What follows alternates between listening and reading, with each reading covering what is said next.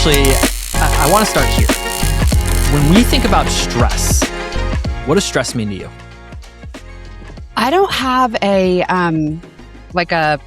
perfectly polished dictionary definition of stress per se, but the way I look at stress is really as just another emotion. It's just another emotional experience that we have, like happiness and joy or sadness, grief, stress. And as humans, we really like to put labels on things and make things good and bad, positive, negative. So a lot of times we think of stress automatically as negative. But it's not necessarily. It's a lot of how we work through and process stress that often can lead to it being somewhat damaging, somewhat overwhelming. But stress in and of itself is a reaction that we have to a certain situation, a certain trigger.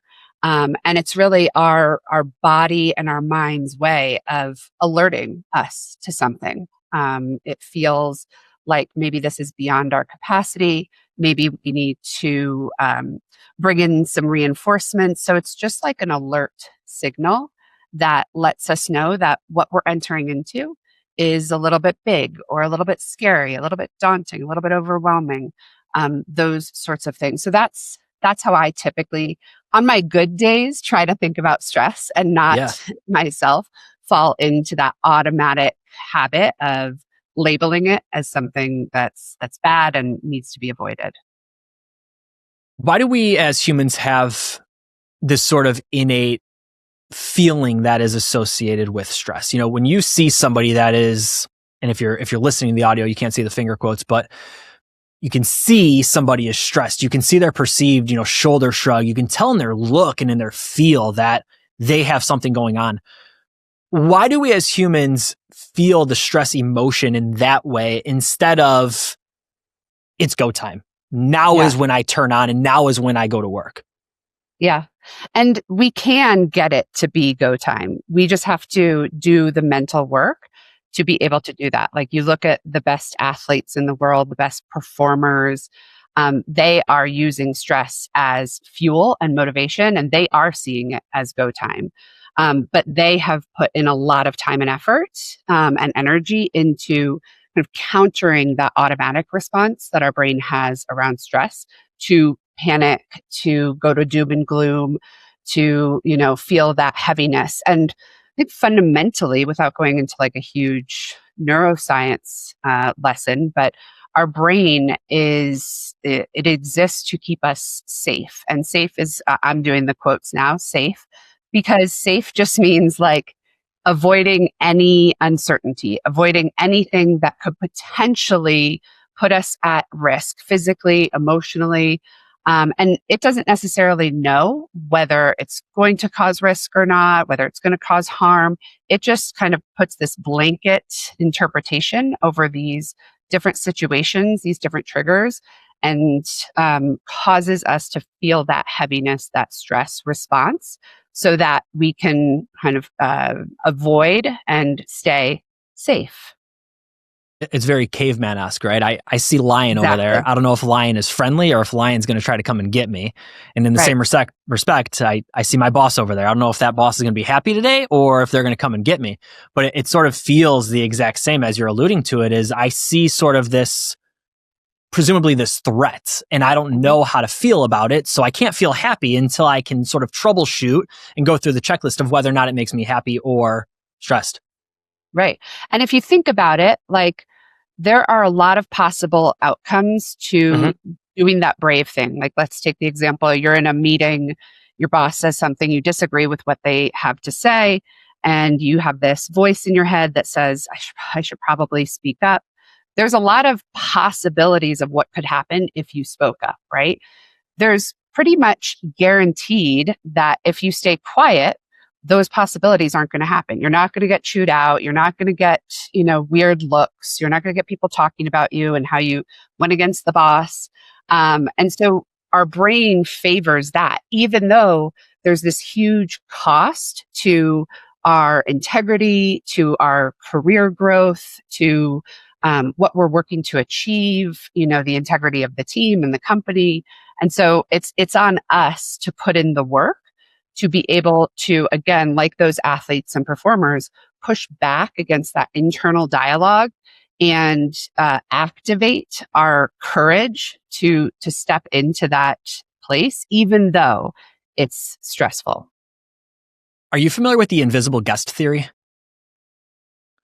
I heard about this over the weekend, and it's interesting that you're alluding to this in a meeting setting. So the invisible guest theory says that basically when you walk into a house party, you're an invisible guest. You in your mind might feel like you are the spotlight, that all eyes are on you. You might feel that way. And a lot of people, I think, especially if you're introverted, you do feel that way. But the invisible guest theory basically says that everybody else is so wrapped up in their own mind and their own thoughts that they don't even know you're there. They might talk to you, but they're talking and thinking about, their drive to the party, what their kids need to do tomorrow, whether or not they'll be home by 9 to watch a show. They're thinking, oh, this food stinks. This food's good. They're so lost in their own mind that you are an invisible guest at that party. And where I think this matters a lot from a stressful work environment situation is the majority of people sitting in that meeting, one, they might not even be present in the meeting because they're so wrapped up in, their kid has an assignment due later that week, school, there's something wrong with their car, their furnace, whatever it might be. They're so wrapped up in their own thoughts that they're not even in the meeting room. They're sitting there physically, but not emotionally or mentally. But then also for you to speak up, they're also so cashed out and checked out that they might not even remember what you said. And if anything, it should empower us to say, listen, all eyes aren't on me 99% of the time. This stress that I'm feeling is self-inflicted. How can I march through that? I love that. I have not heard of that, but I am definitely going to steal it and use it. Go for it. Something we talk a lot about in our work is this concept of not taking things personally. And when you hear it, you're like, oh yeah, that sounds great and it's simple and easy. But if you pay attention, like for the next week, pay attention to how often you are taking different interactions and people's reactions in those situations personally, it's going to be mind blowing because that is, as humans, like we're very self-focused. And so everything must be about us. And if we can do the work to let go of that and broaden the possibilities, like maybe it is about you, maybe that is true, but you don't know unless you go have a conversation with that person and find that out. Meanwhile, most people are just sitting here ruminating about how terrible this other person is because of, how they were attacking them in the meeting. And it's really has nothing to do with them. To your point, people have a lot on their plates these days, professionally and also personally. They all meld together. And so that reaction or that behavior that you're getting from people in your different interactions throughout the day, like it often has to do with all of that stuff and not with you. But the problem is that we make it about us, then we ruminate, then we make up a story about the person like, Brad, he's such a jerk and da da da da da. And then our next interaction with the person is flavored with that thinking about Brad being a jerk. And so now I'm going to be short with you because I think you're a jerk and you were a jerk to me in that meeting. And then you're going to be like, Ashley, wow, she really is petty. And then you're going to be, so you can see how it just like snowballs and creates these conflicts in the workplace. Whereas again, kind of tapping into our courage, if we just go to the person and say, hey, Brad, like, is there something I'm missing here? Because it felt a little like what happened in that interaction, and find out the truth, or even just go, you know what? I know Brad, like we've worked together for a long time. I'm betting that there's something else going on for him because that's not usually how he reacts to these things. But we have to be the one that interrupts that automatic, like making it about myself. How do we do that? Or how do you propose we get started in doing that? Because that sounds in practice very easy, but in actual execution seems incredibly difficult. It is. It is difficult. Difficult's not impossible. It's, and similarly, I say it's simple, but simple doesn't always mean easy. And it really, as you said, the word practice, it's a practice. And it really is about slowing down and taking a pause. It's about being super aware of the narratives that do pop up in your head throughout the day, the interpretations you make, especially of the people who you're interacting with. And just kind of asking yourself, is that true? is that, do I have the full story? What else might be going on? Making a commitment to more generous assumptions of people's beliefs or behaviors. I always I used to have a post-it note on my computer that just said pause. And I've worked with a lot of people coaching and workshops and asked them or kind of invited them to do the same. Just put a pause reminder somewhere. And they're like, that is the most life changing thing. Yeah. So it's simple, but we forget. I was listening to, I think, a recent episode of yours where you were talking about the forgetting curve and how we forget an astronomical, I forget the percentage that you named, but it's a lot. It's a high percentage of the things we learn we forget. So we need those visual reminders, putting that pause in, committing to it as a team is really helpful too. So, being able to hold one another accountable, because sometimes we can see or we can hear people going to that place. You might come to me and say, I just had this conversation with so and so. And if we've made this kind of collective commitment to each other that we're going to call out when we see or hear one another possibly going down this negative interpretation or this assumption that everything is, taking things personally. Yeah. Then I can say to you, hey, Brad, I'm going to pause you for a moment. I'm hearing a little bit an assumption that so-and-so's actions were, personally aimed at you. Is there something else that might be going on? So that can be really helpful too, to kind of approach it as a team. How do I want to articulate this? I saw, it's going to sound silly, but I saw an Instagram post a little while ago about taking a pause, and I thought it was really good. It's from a relationship standpoint, right? And so it's basically saying when they get into a fight with their spouse, it comes down to who's the first person to say, hey, we're best friends, right? Can we just pump the brakes and pause for a second? I know you're frustrated, but we need to pump the brakes and we're best friends. We've been doing this for a really long time. So let's just hang on and breathe for a second and just pause.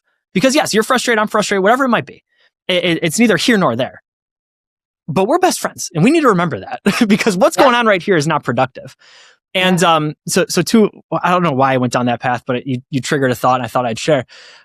Pause and pausing is something that I've been trying to be incredibly mindful of lately in a world where I feel like I move 1,000 miles an hour from meeting to meeting to meeting to I work from home to then going to, drop the kids off at school, pick them up from school and daycare, go back into dad mode, work mode, back into training, whether it's for a run or working out, whatever it might be, pausing and just saying, okay, give yourself 2 minutes to just reset.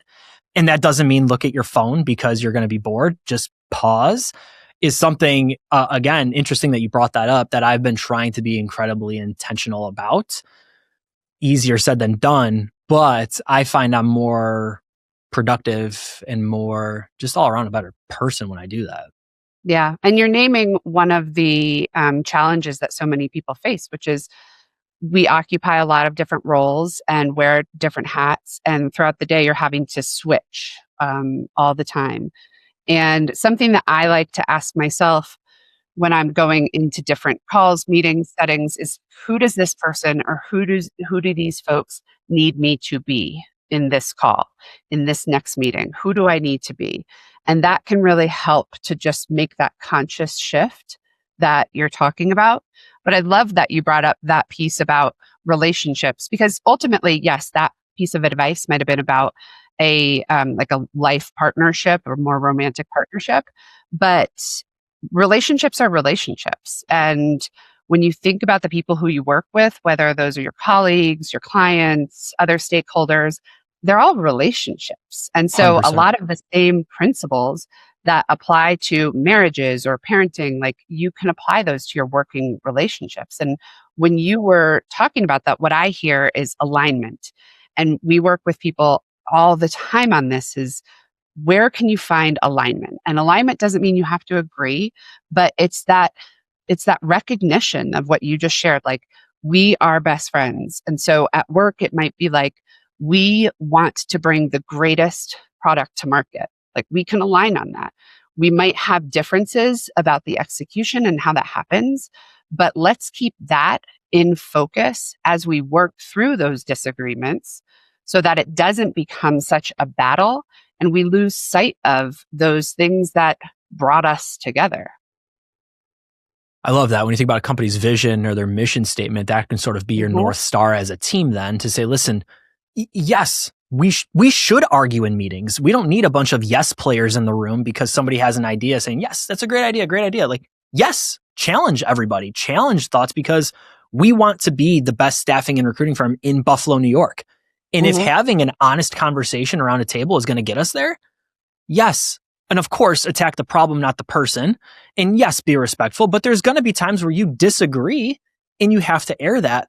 But I think, Ashley, as you're alluding to, if we know the North Star is to provide the best level of service as a staffing firm in Buffalo, New York, and yes, we can articulate that better, but on the fly, if that's sort of the vision, okay, yes, it might not always be rainbows and unicorns, but let's have that conversation and let's empower our team members to want to have that conversation. Right. And what the research also shows related to stress, overwhelm, burnout is that having a purpose, which you can find in a vision and mission, having clear values that you operate with is they act as buffers to stress, both personally and collectively. So, people who have a sense of purpose in their life, they feel less stress. Teams who are very closely tied to a company's purpose, they feel less stress. There's a lot of chaos that is going on in the world and the world of work these days, in the staffing industry in particular. A lot of change, a lot of uncertainty. And that, again, for our brain, it sends us into this spiral of doom and gloom. And we find ourselves just like grasping at all these different possibilities. Usually they're negative because we have a negativity bias. But if our company that we work for can stay really strongly rooted in that purpose, in those values, this is how we do our work. Yes, things are changing, but these things are staying the same. That can be really grounding and really buffering for the folks in that company. Does personal purpose blend into professional purpose? If I as an individual have a purpose for 2026 and I have a personal goal and I have a personal vision for myself, my family, does that then mean that I will presumably be less stressed in the workplace as well? Is that what you're saying? Yeah, it's not going to, we can't really compartmentalize our stress and be, Right. even though this bucket of stress might be because of work, like our bodies just process stress as stress, right? It doesn't really care where it comes from. But your question about purpose, I'm smiling a little because I get asked it a lot. And when we do purpose work with teams or individuals, people always want to know, like, how do I get it right? Do I just have one? Do I change it from time to time? Do I have one for work and one for family? And our take on it is do what works for you. I mean, it's not going to be particularly helpful to have like 15 different purpose statements because you're not going to be able to remember them, right? But if you feel like it's best for you to have one that's more personally oriented to your family and other aspects of your life outside of work, and then another one that is more specific to work, maybe to your leadership, etc., go for it. There are a lot of people who find just one that is broad enough that spans all areas of their life, and that works for them. It shouldn't be something that changes like your goals change, every year. It can change if there are big life events, things of that nature, but it should stay pretty fixed. And again, like using it as your compass, your North Star, using it as checks and balances, like at the end of your week, your month, your quarter, how well have I been living into this purpose? How well have I been, bringing this purpose to life in my leadership? And that's the way to stay connected to it in such a way that it is protective as far as stress goes. Because listen, like, we're not here to get rid of stress. Stress it's not necessarily a bad thing. And It's a reality of life, and the hard work that you're doing and challenges you're taking on are going to increase your stress. But if you can be able to tie that back and say, this is what it's for, this is what it's in service of, and you have that sense of this bigger purpose, it makes it more palatable, if you will. How do we get started in finding that purpose? You want to know all the hows of the hard stuff, Brad. Kind of. Yeah. I said this episode is going to be just as much for me as it was the listener, right? Yeah, I know. I'm happy to make it that way. Finding your purpose. So we lead different workshops on this, and typically what we'll have people do is reflect on their kind of the highs in their life when they feel most kind of on fire and lit up and on purpose. And really to sit with those experiences. So not just to stop at, when I have a big client win. Okay, but what is it about that? Why does that matter to you? Why is that important? Kind of taking people through that 9 whys exercise, and then looking at, they pick 4, 5, 6 different experiences, get really deep about those experiences, and then pull out the themes. So they could be dramatically different experiences. It could be the client wins and then I, climbed Mount Kilimanjaro. Like they seem very different, but maybe it was about like perseverance and really like staying steady. And so we help people to pull out the themes and then kind of play with a little creative mode, playing with some different ways of putting those themes into a purpose statement. As a quick sidebar, if anybody's listening to this and they want to get a hold of you on any of those workshops, what's the best way to get a hold of you? Probably through our website, EzraSageCo.com. Perfect. Or you can we'll find link me to that on in the show notes. LinkedIn. Yep. Okay, very good. Just in case, because I do think that was valuable there. I want to make sure everyone has the plug there so they can get a hold of you. You started alluding to sitting in your success and sitting in your happiness to help you find that purpose and find your sense of purpose. I had Declan Edwards on the show last year, who is a happiness researcher out of the UK. And oddly enough, I talked to him 3 days after I completed the Buffalo Marathon. And I was talking to him, and as I do, I bring a lot of myself to the show. And I remember very distinctly saying, Declan, why is it so hard for us to sit in our success? And when I gave him a little bit more context, I had got to a point where I had said, I just did the thing that I set out to do for a year.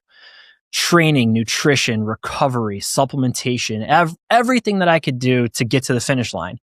3 days later, and I kid you not, the morning of when I was going to go talk to him, I'm on runsignup.com looking at the next race because I felt like a part of me was completely gone. I felt like I owed myself more miles. I felt like I owed myself more prep. And I mean, the blisters weren't even starting, let alone healed. And it's interesting now that we're talking about it again. It's probably just a common theme that I marinate on, but how do we, and I'll ask you this question, how do you propose we sit in our success to find that purpose? Hey, it's Brad taking a short break to tell you about an offer exclusive to listeners of Take the Stage. 30 minutes of strategic marketing consultation with me, completely free. Hey, whether you're looking to drive more sales or more job applications, I want to help. Visit bit.ly/stage offer. Pick a time that works best for you. That's it. Again, whether you want to drive more applications or more job orders, I want to help. That's bit.ly/stage offer. All right, let's get back to the show. Well, I think it depends on the person. The clients that I tend to work with, they like things that are rooted in science and research. And so I always make sure to bring up the fact that doing so, research shows, will make you stronger, more resilient, more capable for the challenges that you take on in the future. Because I think culturally, we've sort of been fed this message that it's a bit frivolous to celebrate yourself, that it's self-indulgent and it's okay to celebrate other people. And we do that very well, just like we provide compassion for other people very well, but we don't do the same for ourselves because we need to be tough and push on through.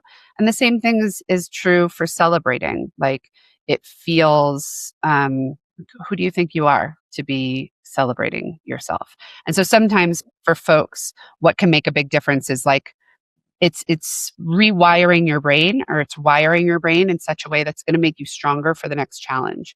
You celebrating that marathon completion, like if you take the time to really acknowledge yourself, all the hard work, all the perseverance, the diligence you had to put into that process, it's going to increase those things for the next time and help you. So sometimes people gravitate towards that, but it is, again, we're kind of having to push back against that internal narrative that automatically shows up, that who do you think you are, you better keep on going, and shine a bit of truth onto it.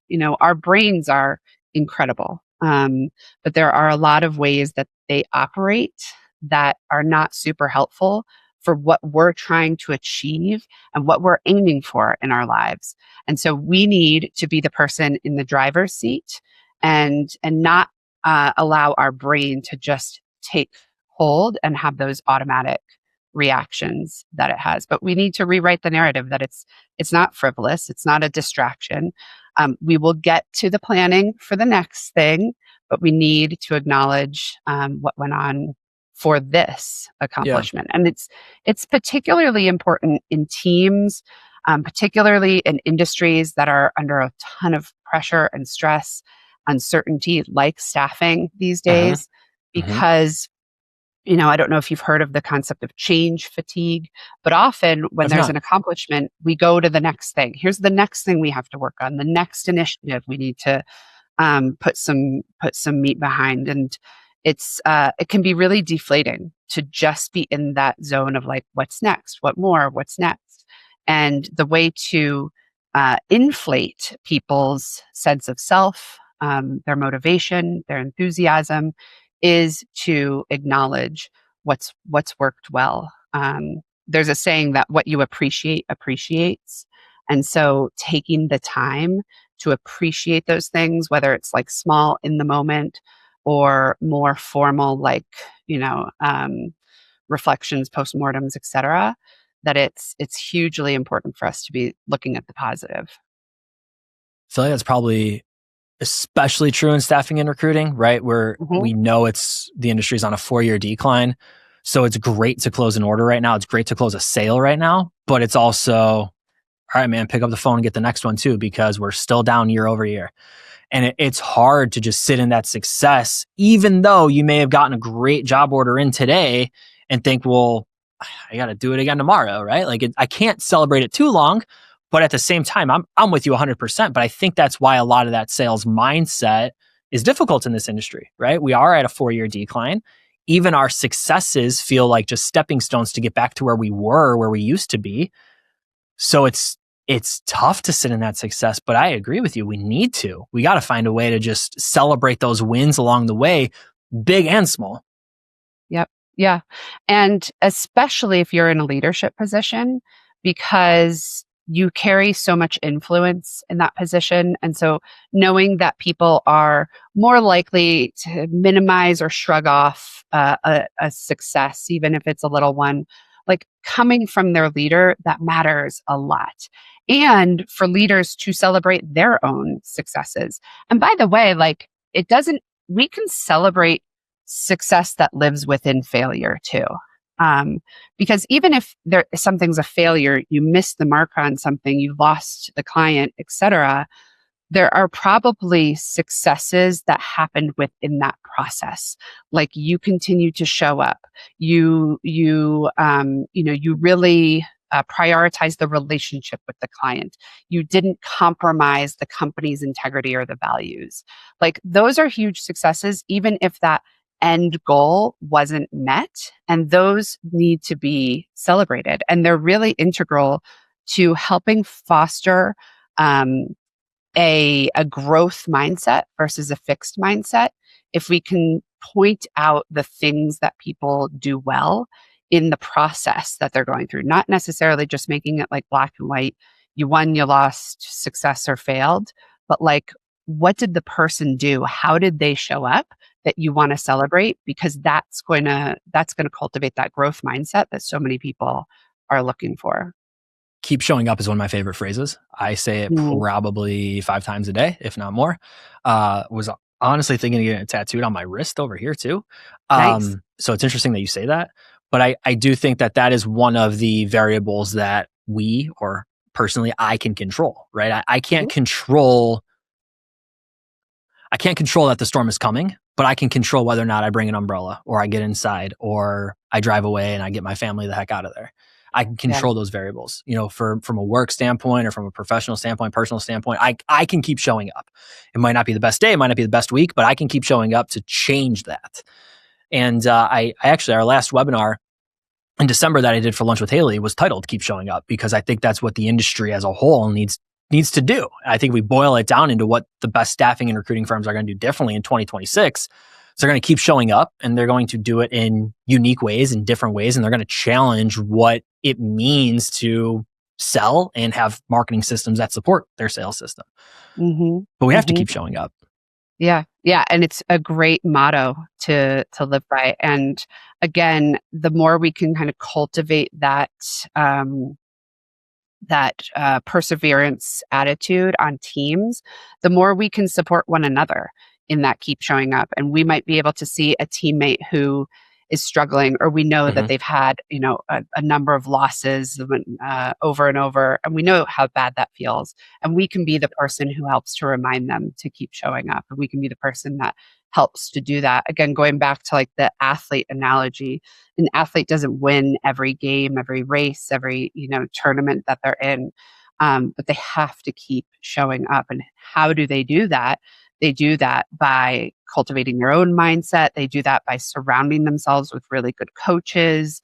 They do that by leaning into their teammates, for the athletes who have teams. So there's a lot to be learned about that concept of keep showing up. Again, it's a simple idea, right? Keep showing up. And you're like, yeah, keep showing up. But then you have your really crappy, hard days, weeks, months, quarters, and it's hard. It's hard. And no wonder you want to get it tattooed there, because we forget. And we can get sucked back into that negativity bias, and everything sucks and so terrible, and doom and gloom rumination. And so having some sort of visual reminder to go, okay, I'm going to keep showing up, and that can help ignite that little bit of extra energy that we need. I love the sports analogy. If you think about baseball, the best hitting percentage might be like 300, 250, 300, which means 7 out of 10 times you're not getting a hit. Which, if you phrase it that way, is pretty terrible. But, you say somebody's hitting 300 or 350, they're doing pretty darn well on the season. But the only way to get and improve that is to have more at-bats, is to have more plate appearances, to have more swings. And from a sales standpoint, from a recruiting standpoint, it's to have more conversations. It's to get in front of more prospects. It's to get in front of more candidates.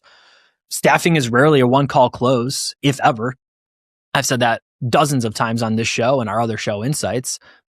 Staffing is about at-bats. It's about getting in front of prospects repeatedly. We know from a sales system standpoint, it takes anywhere from 50 to 70 touches for someone to fundamentally know you exist. If your sales system is only 7 to 10 touches, there's a reason you're not getting the conversation. You're not getting enough at-bats. It's interesting. I always come back to sports analogies. I think my brain just kind of wired that way from my upbringing. So I appreciate you sharing that one. Yeah, I do too. And what's funny is that I am not an athlete. Like I played sports up until the point that I had to in school, where you were forced to. Yeah. And then I kind of opted out.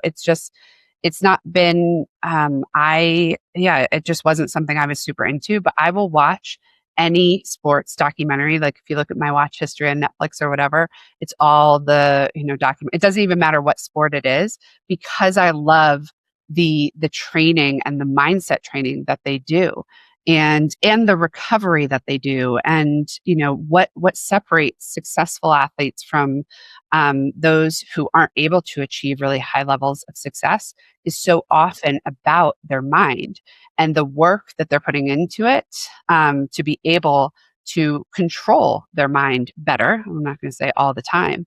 And that's something we can all learn from, whether we feel an affinity because we played that sport or not. There's so much learning to be had in those stories. What's your favorite sports documentary or story? I really, I love the Netflix series, like the quarterback receiver stories, because they feature a few different folks, and they get into what I also appreciate about that series is it's not just about the person as an athlete. They also talk about and show the person as a parent, as a friend, as a partner, as a son or daughter, and bring kind of this holistic story around the individual who's so often just seen as the athlete. And so anything that helps to do that is really like right up my alley. Do you have any suggestions for me that I should write on my list? Don't have Netflix. Saw Katie Ledecky speak at Staffing World. She was incredible. Yeah. I will say I'm a huge Notre Dame fan, so the movie Rudy and that whole storyline is right in my wheelhouse. Maybe commercialized because of Disney and the video and all of that. And actually had the chance to share a stage with him at a conference a little while ago and get to know him pretty well. That was fun. Offhand, though, any really good stories or individuals that I can take after. I don't know. I gravitate towards different answer, but I sort of gravitate right now towards people that are continuously trying to improve and continuously get better. There's two, I guess, fitness influencers, enthusiasts that I've been looking up to a heck of a lot, Nick Bare and Truett Haynes. Just two guys that I think are doing really good work right now and are motivating a really good demographic of people that need to be motivated. But they're very much Nick Bare's mantra is go one more. And when you feel like giving up, just give yourself one more rep or give yourself one more mile and put in just that one more. Truett's it's just pain. And once you get to a certain level of a threshold with pain, within reason, you don't really feel anymore, but you can persevere through it. So I sort of started gravitating towards those two guys also as a runner and someone who's trying to get better in that world. That it makes a ton of sense to me. Didn't think I'd mention them on this show, so that's fun to bring to the audience. I put you on the spot. I sort of I appreciate it. Yeah, I appreciate it. I bring a lot of myself to the show, so everyone knows I've talked about Nick Bare and BPM multiple times. Haven't mentioned Truett before, but he's been in my world quite a bit now lately too. Yeah. Somebody the other day, I hurt myself just working out, but they were like, "Are you hurt or are you injured?"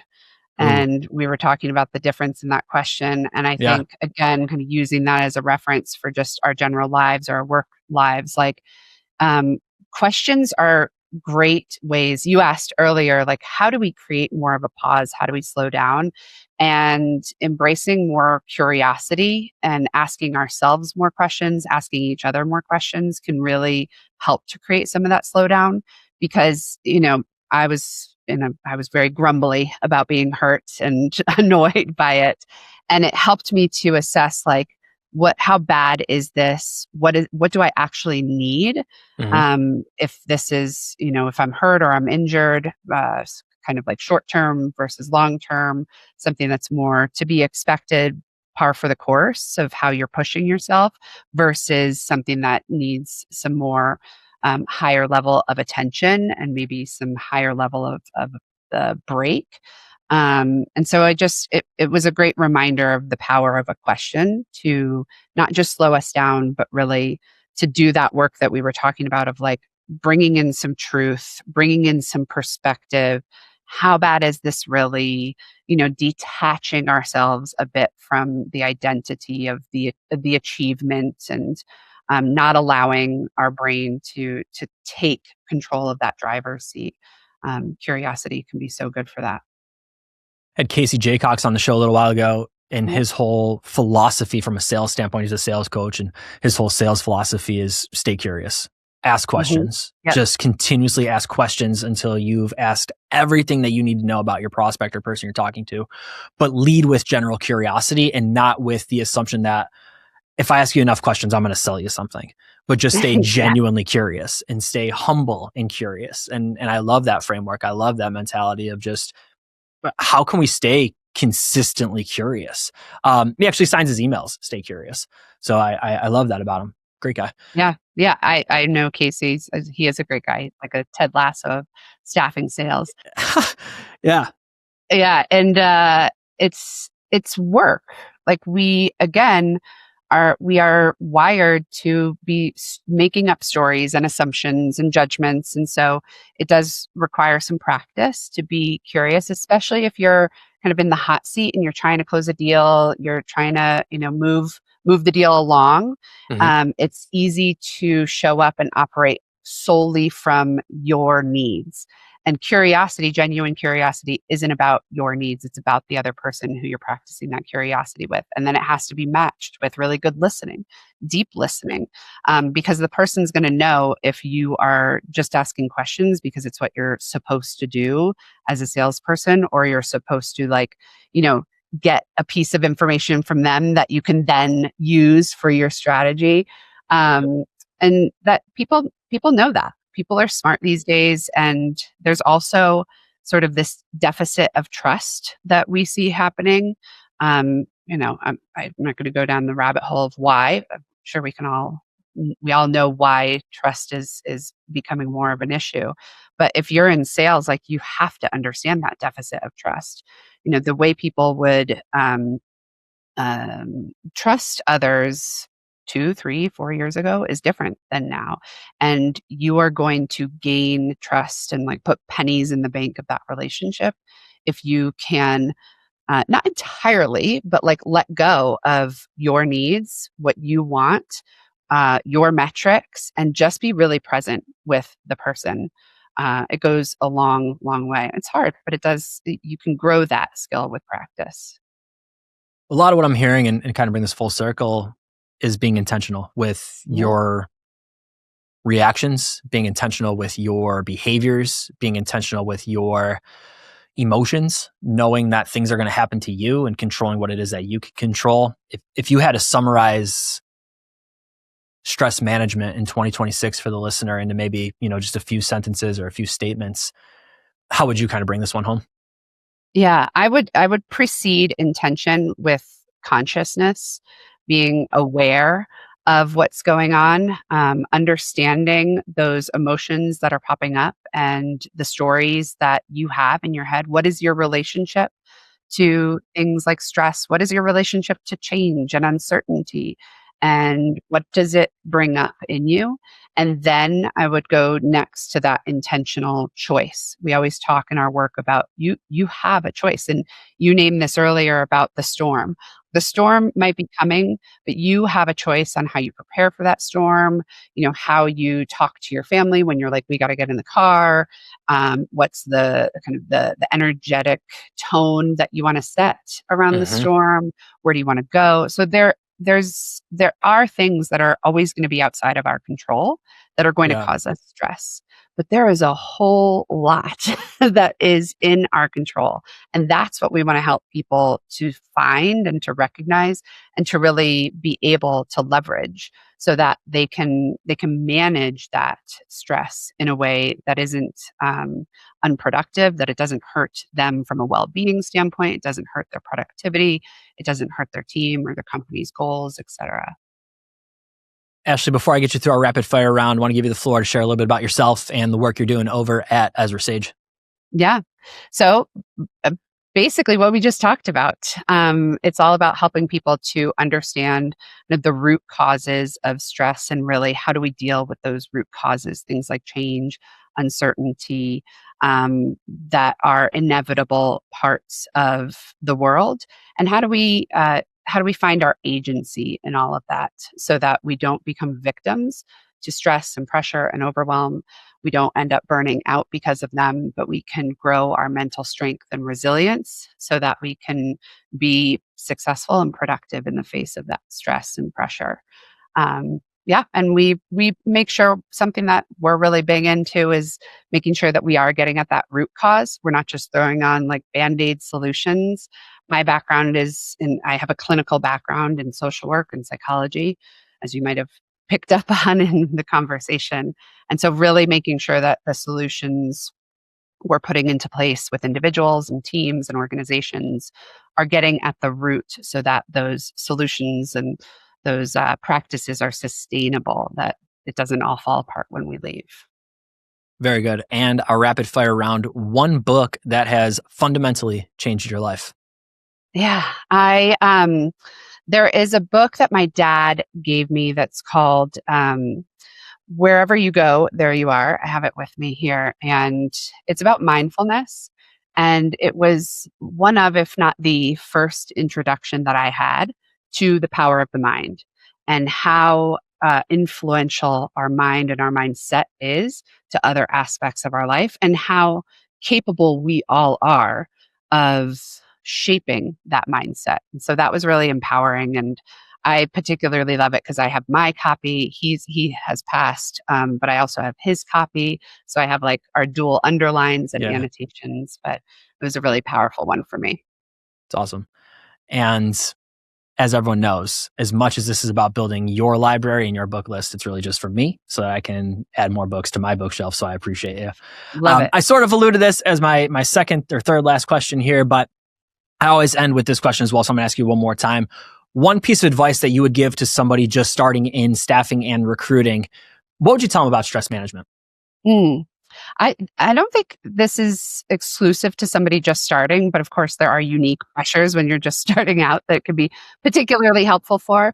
But I would take an honest assessment of your mindset around the things that we know cause stress. And, you know, in our work, we focus a lot on change and uncertainty. You've heard me say that a few times.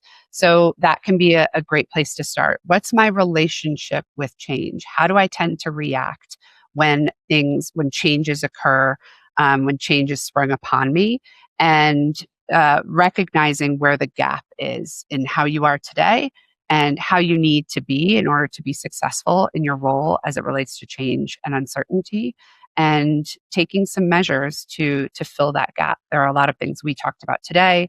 You can also look into different, how do athletes do this? How do performers, other people in high pressure situations do this? And of course, it's the work that we do. So, but looking to fill that gap as early as possible around your mindset. She's Ashley Andersen. Ashley, appreciate you coming on the show and sharing all your insights with us. Thank you so much for having me, Brad.